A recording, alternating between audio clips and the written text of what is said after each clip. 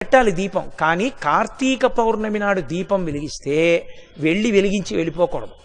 కొవ్వొత్తితో అస్సలు వెలిగించకూడదు దీపాన్ని. ఎందుకంటే అది చచ్చిపోయిన జంతువు యొక్క కొవ్వుతో తయారు చేయబడుతుంది. వెంటనే ఆ దీపం అపవిత్రం అవుతుంది.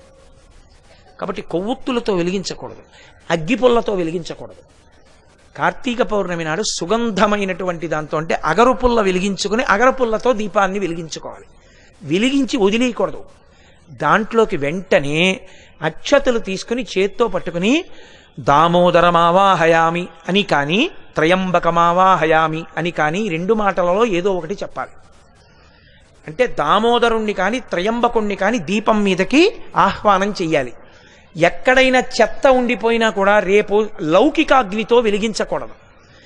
ఈ ఆవాహన చేయబడిన దీపంతో వెలిగించి ఆ దీపం దగ్గర నిలబడి ఒక మాట చెప్పాలి అందరు. కీటాహ పతంగాహ మశక